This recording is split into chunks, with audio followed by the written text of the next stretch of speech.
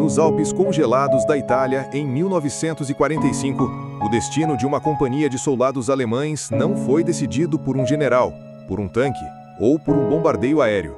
Foi decidido pela coragem suicida de 3 homens, vindos de um país tropical que mal sabiam andar na neve. A lenda que nasceu daquele dia é fantástica.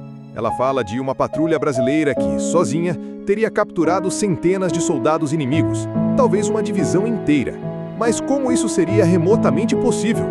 Como 3 pracinhas, apelido dado aos soldados brasileiros, realizaram um feito que batalhões inteiros sonhavam em fazer?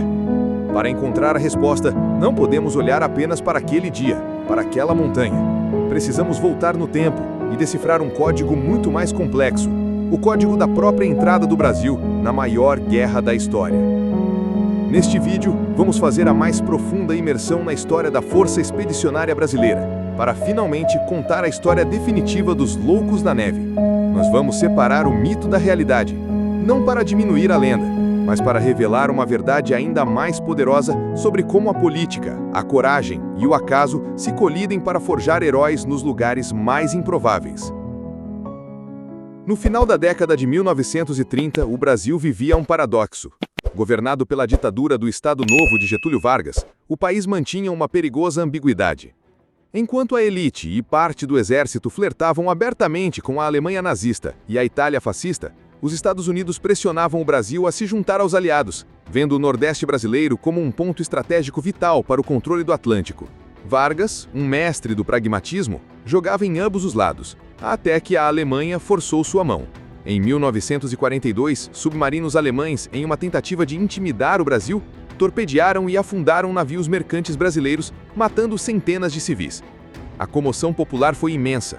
A neutralidade se tornou insustentável. O Brasil declarou guerra ao eixo. Mas declarar guerra era uma coisa, lutar era outra completamente diferente. O país não tinha um exército preparado para um conflito moderno. A piada que corria na época era que era mais fácil uma cobra fumar do que o Brasil entrar na guerra. Essa frase, um símbolo do ceticismo, foi abraçada pelos próprios soldados. A Força Expedicionária Brasileira, a FEB, adotou como seu símbolo uma cobra verde fumando um cachimbo. Era um ato de desafio. Eles eram a cobra que iria fumar. E quem eram esses homens? Eram mais de 25 mil pracinhas, a maioria jovens de áreas rurais de Minas Gerais, São Paulo e Rio de Janeiro. Homens que trocaram o calor de suas fazendas pelo frio cortante da Europa. Foram treinados às pressas, muitas vezes com equipamentos da Primeira Guerra Mundial, e enviados para o outro lado do mundo. Sua chegada à Itália em julho de 1944 foi um choque. Desembarcaram em Nápoles e viram uma cidade em ruínas, a face da guerra que não conheciam. Foram equipados pelos americanos, mas o despreparo logístico era evidente. Receberam uniformes de verão que se mostrariam inúteis nos meses seguintes, quando enfrentariam um dos invernos mais rigorosos da história da Itália. Eles eram a incógnita do fronte, os soldados do país do carnaval, jogados no inferno. E que inferno era aquele? O fronte italiano não era um palco secundário. Era uma guerra brutal de atrito contra a linha gótica, uma das mais formidáveis barreiras defensivas da história.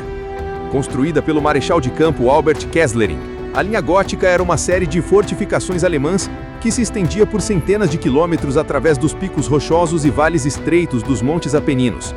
Búnkeres de concreto, ninhos de metralhadora com campos de tiro cruzados, campos minados e artilharia posicionada em elevações. Tomar cada colina, cada vilarejo, custava rios de sangue. A FEB teve seu batismo de fogo em batalhas como a de Monte Castelo, onde sofreram pesadas baixas, mas aprenderam a lutar naquelas condições desumanas. Aprenderam a temer o som da metralhadora alemã MG-42, que apelidaram de Lurdinha por causa de sua costura sonora rápida e mortal. Ganharam o respeito dos aliados, não pela técnica, mas pela pura teimosia e valentia. E em abril de 1945, na Ofensiva da Primavera, o último grande ataque aliado na Itália, a FEB recebeu uma de suas missões mais importantes, a tomada de Montese. A cidade era um bastião defensivo, um dos últimos pregos que seguravam a linha gótica. Capturá-la significaria abrir o caminho para o Vale do Pó e para o colapso final do exército alemão na Itália. É neste momento de clímax estratégico que a nossa história se afunila para 3 homens. Antes do ataque maciço a Montese, o comando precisava de informações vitais sobre as posições defensivas alemãs. Uma patrulha de reconhecimento foi formada.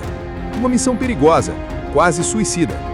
Nela estavam 3 soldados mineiros, o cabo Geraldo Rodrigues de Souza, o soldado Arlindo Lúcio da Silva e o soldado Geraldo Baeta da Cruz. Sua tarefa era simples no papel e impossível na prática: avançar pelo território inimigo, na neve, e identificar onde as lurdinhas estavam escondidas. Durante a incursão, o inevitável aconteceu. A neve, o terreno acidentado e a tensão do combate os separaram do restante do pelotão. Estavam completamente sozinhos. O manual militar diria para recuar, mas eles eram a cobra fumando. Eles avançaram. Com nada além de um mapa, uma bússola e seus fuzis Mauser, eles penetraram fundo no território alemão. E então, deram de cara com o perigo. Não uma única posição, mas um posto avançado de defesa, com dezenas de soldados alemães entrincheirados. A lógica da sobrevivência gritava para que fugissem. Eles escolheram a lógica da audácia. Em uma decisão que desafia qualquer doutrina militar, os 3 brasileiros abriram fogo. O que se seguiu foi um ato de incrível guerra psicológica. Eles se espalharam, atirando de pontos diferentes, gritando ordens em português uns para os outros, criando a impressão de que eram a vanguarda de uma força de ataque muito maior. Os alemães, entrincheirados e pegos de surpresa pela agressividade do ataque vindo de uma direção inesperada, responderam com fogo pesado. Por minutos que pareceram horas, a montanha ecoou com o som do combate. Mas a matemática da guerra é implacável. 3 fuzis não podem competir com um ninho de metralhadora para sempre. A munição dos brasileiros acabou. O silêncio que se seguiu foi pesado. Cercados, sem saída e sem balas, eles ergueram as mãos. Um oficial alemão, acompanhado de seus soldados, aproximou-se para capturar os prisioneiros. Naquele momento, eles eram apenas mais 3 baixas na estatística da guerra, suas vidas nas mãos do inimigo.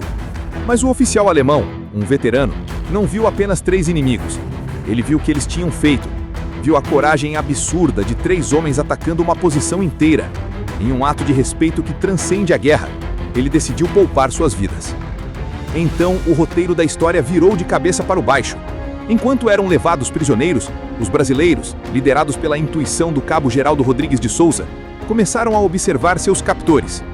Viram a exaustão em seus rostos, a baixa qualidade de seus equipamentos, a mistura de jovens e velhos em suas fileiras. Viram, acima de tudo, a desmoralização. A guerra estava no fim, e eles sabiam disso. E neste momento de vulnerabilidade, o prisioneiro se tornou o caçador. O cabo Geraldo iniciou o mais audacioso dos blefes. Usando uma mistura de gestos, palavras quebradas e a linguagem universal da confiança de um soldado, ele se dirigiu ao oficial alemão. Ele pintou um quadro vívido.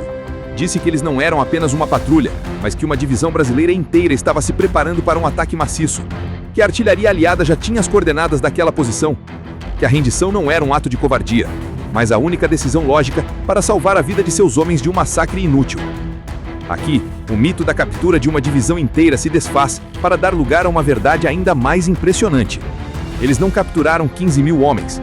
O que eles fizeram foi negociar a rendição de toda a companhia alemã que haviam aprisionado, um número estimado em quase 200 homens, segundo algumas fontes, ou perto de 100 segundo as mais conservadoras. Dias depois, durante o sangrento assalto a Montese, o soldado Geraldo Baeta da Cruz, um dos 3 heróis, foi atingido e morto. Ele sobreviveu à missão suicida e ao respeito do inimigo, mas não à aleatoriedade de uma bala perdida na batalha pela qual ele abriu o caminho. Seu sacrifício selou a história com a marca da tragédia que acompanha toda a glória militar. O Código dos Loucos da Neve é, portanto, multifacetado.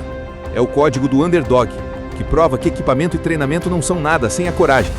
É o código da psicologia do combate, que mostra que a guerra é vencida tanto na mente quanto no campo de batalha. Mas, acima de tudo, é o código que decifra o caráter do povo brasileiro quando levado ao limite. Uma capacidade de improviso, uma audácia e uma humanidade que permitiu que eles vissem a fraqueza em seus inimigos e a transformassem em uma vitória sem precedentes. A lenda pode ter exagerado os números, mas ela jamais conseguirá exagerar a dimensão da bravura. A história desses 3 homens é um monumento à memória de todos os pracinhas que lutaram e morreram na Itália, heróis de uma nação que muitas vezes se esquece de honrá-los. Você conhece outra história da FEB que o mundo precisa ouvir? Compartilhe nos comentários. Para que a cobra continue fumando na memória do Brasil, inscreva-se no Códigos da História e ajude-nos a manter viva a chama desses heróis. Seu like é a nossa medalha. Até o próximo código!